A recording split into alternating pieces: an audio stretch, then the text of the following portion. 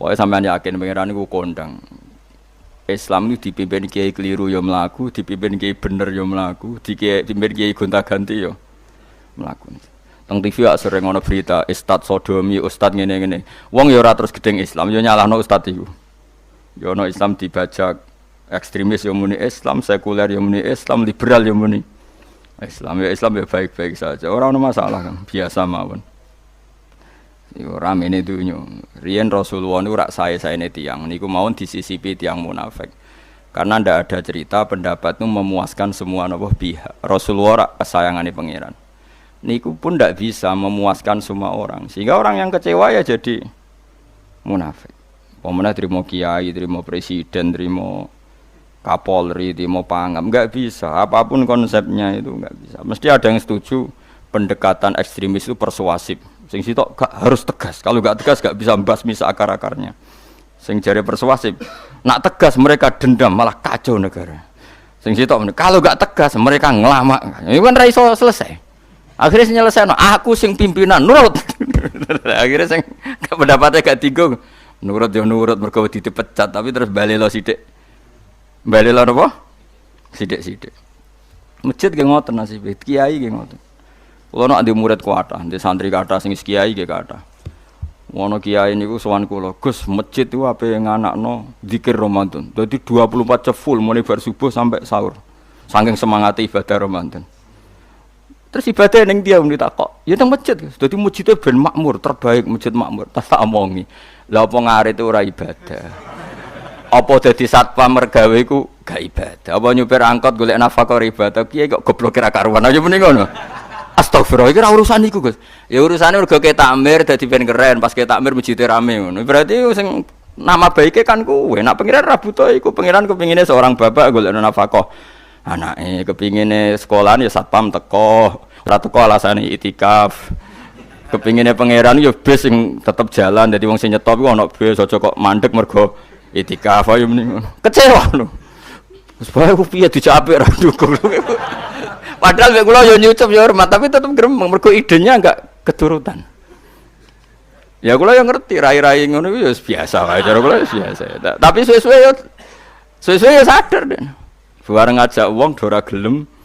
Akhirnya sadar. Jebule ngandel jeneng nganggo sembang kula yo suwi wong luwih ngandel aku timbang kowe. Lah bento tapi ngandel kowe ya.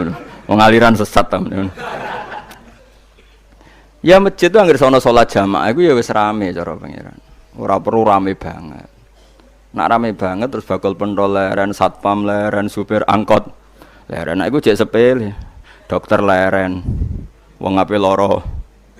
Ape lara ape berobat ra iso. Nak larane emergensi astagfirullah minamikum taqabbal ya karim.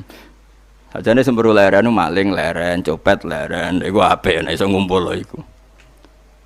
Makanya ngaji ku ngambek wong alim kan, karena orang alim itu yang tahu duduk perkaranya agama. Seorang lagi yang tahu duduk perkaranya agama. Nabi itu kalau ngendikan itu sampai sahabat itu gak bisa menampung. Kadang menyebut kebaikan satu majelis sampai 63 sampai 70. Misalnya Nabi ngendikan al-imanu bid'un wasituna bid'ah. Iman itu ada 63. Terus nyebut terus. Pertama ngendikan a'la la ilaha illallah, tertinggi adalah kalimat tauhid. Wa adnaha imatatul adza anit thariq, terendah adalah menyingkirkan hal-hal yang mengganggu yang apa? Mukmin atau mengganggu jalan. Terus ngendikan seperti itu. Sehingga pernah suatu saat Rasulullah itu ngaji di masjid. Rasulullah ora terima kiai, Rasulullah. Rasulullah itu ngaji di masjid. Nabi kalau ngaji di masjid itu memang di teras jadi terbuka. Terus ada pemuda santai dengan santainya nggo pacul, ngliwati Nabi ngaji diliwati. Nggo pacul. Ya santai. Singkat cerita semua sahabat itu mencibir. Celaka betul pemuda itu. Ada Rasulullah ngaji tidak ikut tapi dia berlalu saja bawa cangkulnya. Kata Nabi, kamu jangan komentar demikian. Jika dia kerja menafkahi ibunya yang lemah atau anaknya yang lemah, dia juga ibadah dan itu juga sunnahku. Akhirnya sahabat mereka sadar. Jadi untuk meramaikan Islam itu tidak harus semuanya ngaji di masjid. Sing ape kerja ya ben kerja. Yang penting ora dadi germo. Orang pengedar narkoba itu, nah, itu ora kerja kang perusakan. Jadi sebetulnya orang tuh nggak bisa mengatakan kerja mau pengedarkan narkoba itu ndak, pengrusakan tuh namanya. Tapi kayak adol pentol terus hal-hal yang halal itu namanya apa? Kerja. Dan kerja itu ibadah. efek dari pikiran ulama yang seperti ini, akhirnya masjid daerah ulama itu sepi-sepi. Mergo ngomong ngono terus wong wae nak ngono ora perlu ning masjid. Lah iku kesimpulane sing salah. Kok terus kesimpulane nak ngono ora perlu ning masjid bar saiki.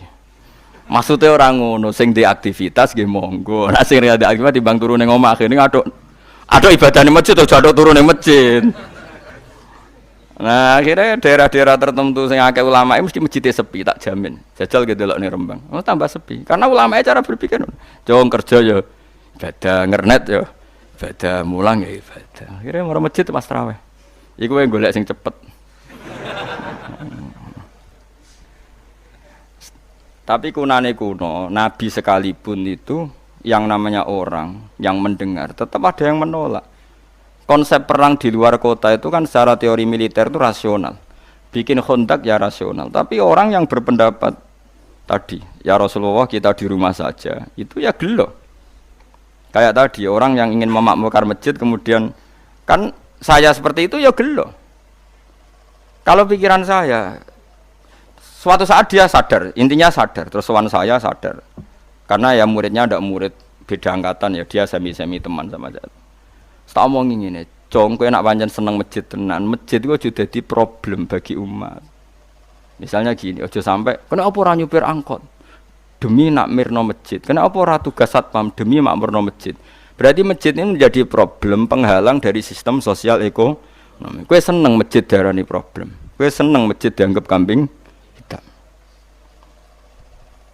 Ya sudah, sholat jamaah saja, sholat jamaah di masjid. Terus yang nganggur-nganggur ya ke masjid. Tapi kalau yang sibuk ya monggo, asal itu halal ya ibadah. Ngendikane Nabi setiap aktivitas muslim asal halal itu apa? Ibadah.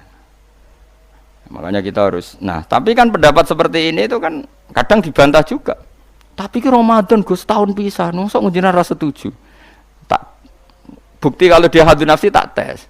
Ya wis aku setuju, syaratnya ketuane takmir ra kowe. Dadi masjid rame pas kowe ra ketua takmir. Isen dene karena dia ingin punya prestasi. Berarti sawang wow pas dene ketua takmir hadun nafsi enggak? Hadun nafsi pasti dia itu cari.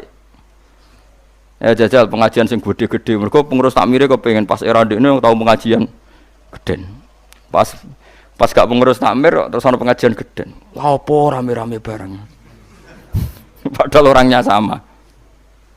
Nah itu ulama itu tukang ngomong seperti itu. Mungkin menyakitkan, tapi ulama itu terus ngomong seperti itu supaya agama ini dibawa berdasar ikhlas, bukan hadzun nafsi, bukan kepentingan pribadi.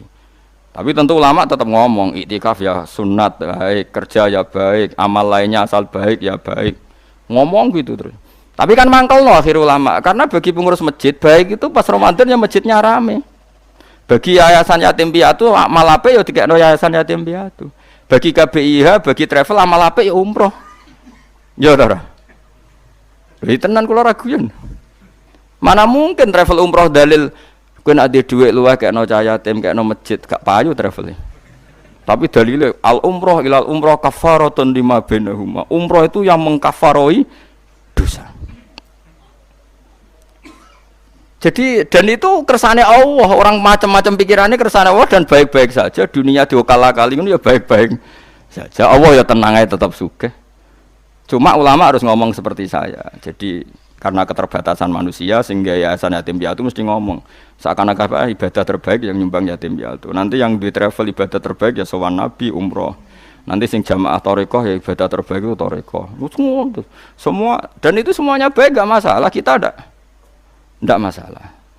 Tapi kalau memaksa orang lain harus seperti itu dan mengkerdilkan kebenaran hanya surahnya gambarannya seperti itu, kita sebagai ulama harus melawan. Karena Nabi dawuh kebaikan itu sekian jumlahnya. Terus Nabi menyebut di satu majelis itu 60. Sampai yang di antara yang disebut itu nganti ana sing jorok. Wa fi buti ahadikum sedekah. Kowe ngeloni bojomu iku sedekah. Sampai sahabat takok, "Ya Rasulullah, masa urusan gitu ibadah?" Ayat ahaduna syahwatahu wa huwa alaihi ajrun. Masa urusan kelon itu ganjaran ibadah. Terus Nabi jawab, kata Nabi, "Faqih falawadu'a fi haramin akana alaihi wisrun." Kalau andikan dia meletakkan mental seksnya atau aktivitas seksnya di luar yang halal, apakah itu tidak dosa? Iya ya Rasulullah. Terus kata Nabi, "Wa kadzalika," begitulah kalau diletakkan di halal dia juga dapat apa? Paha. Terakhir Nabi ngendikan takufu syarraka anin nas fa innaha shadaqatun minka ala nafsik. Jika kamu itikaf di masjid tidak bisa, adol pentol tidak bisa, jadi satpam tidak bisa, aktivitas sosial yang menguntungkan orang lain tidak bisa. Takufu syarraka anin nas. Yang penting kamu tidak berbuat buruk yang merugikan manusia. Sehingga sampai ada riwayat dari orang sufi, ibadahnya orang zaman akhir itu tidur. Karena anak tidur itu gak ganggu wong. Iya. Paling bojo tok sepeten. Tapi kan yo nyopet yo ora, zina yo ora, ndelok wong ayu yo ora. Nah, itu sampai Nabi terakhir nyebut. Dari sekian kebaikan tuh kalau enggak mungkin kata Nabi takufu syarraka anin nas fa innaha shadaqatun minka ala nafsik. Sementing kamu tidak melukai atau merugikan orang apa? Sehingga misalnya ulama kok ngerti ada orang tidur di rumah, wong apik, gak ganggu wong. Ana bajingan mati, wong apik, ora iso bajingan meneh. Nah, akhirnya masyhur anggere ana bajingan mati, kiai tenan yo. Saya nggih mayit niku, wong gak siap muni saya. Bajingan sih. Saya padahal ning atine kiai nek mati yo apik dong ora iso bajingan. Akhir dari bajingane yo wis mati. Lho sekarang ngakhiri bajingan apik ta elek? Apik. Berarti matine elek ta apik?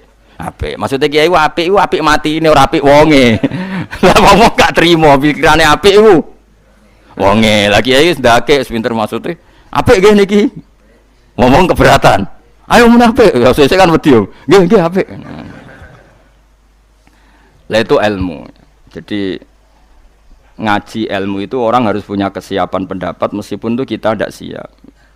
Wa wasa antakrahu syai'a wa huwa khairul lakum. Pendapat meskipun kamu kadang tidak cocok, bisa saja menurut Islam itu ini lebih apa? Baik. Karena tadi kebaikan itu sekian bentuk.